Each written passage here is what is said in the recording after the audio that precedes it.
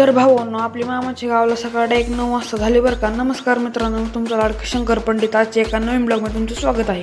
सकाळी उठल्याच्या नंतर आपण डायरेक्ट आजी पैसे जाऊन बसलो. आजी आपल्यासोबत गप्पा मारत होते. आम्ही खूप वेळ गप्पा मारल्याच्या नंतर मी डायरेक्ट आंघोळीला गेलो. आवरून झाल्याच्या नंतर मामासोबत मी गेलो बाहेर भाजीपाला आणण्यासाठी. इकडे आल्याच्या नंतर इकडे जे सगळे रस्त्याचं काम चालू होतं बरं का, काही विषय काय माहिती.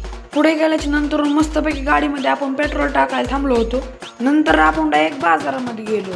मामाच्या गावचा बाजार असतो बुधवारी, पण रविवारीच नोकर सगळीकडे गर्दी होती. भाजीपाला घेतल्याच्या नंतर आपण डायरेक्ट घरी निघालो. घरी गेल्याच्या नंतर जेवण आणि ती करून आपण डायरेक्ट रानाकडे निघालो. मामा आपण सगळेजण रानाच्या रस्त्याला लागल्याच्या नंतर असला बेकार रस्ता होता ना, सगळीकडे दगडच होते बरं का. धडाधड नुसती गाडी आदळत होती. मस्तपैकी आपण रानात आल्याच्या नंतर सगळीकडे इकडे तिकडे बघितलं. मामाने बोर पण घेतला होता बरं का रानामध्ये गेल्याच्या नंतर हरभरा लावला असल्या कारणामुळे मस्तपैकी हरभरा घेतला आपण खाण्यासाठी. आणि इकडे मामाचं वेगळं चालू आहे. दगडाला मोकर हाणीच होता. लागला फिरला तर मोकर दवाखान्यात न्यावं लागेल दगडाला.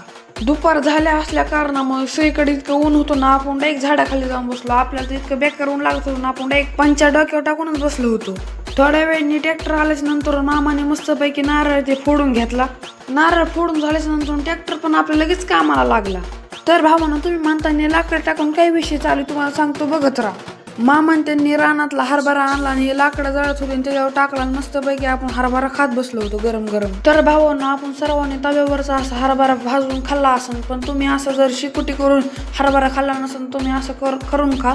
काही जणांनी केला पण असं बरं का हरभरा खाण्यासाठी. मस्तपैकी हरभरा खाऊन झाल्याच्या नंतर जेसीबी पण आता साफसफाई करण्यासाठी. रानातलं सगळं काम होता आपल्याला फार संध्याकाळी पण झाली होती बरं का. साफसफाई करून झाल्याच्या नंतर जेसीबीने लगेच पाईपलाईन खांदायला सुरुवात केली. सगळं झाल्याच्या नंतर आपण चाललो होतो डायरेक्ट आपल्या घराकडे. तर भावांनो, तुम्हाला जर आजचा ब्लॉग आवडला असेल तर लाईक शेअर आणि फॉलो करून घ्या पुढचे ब्लॉग पाहण्यासाठी. तोपर्यंत जय श्रीराम.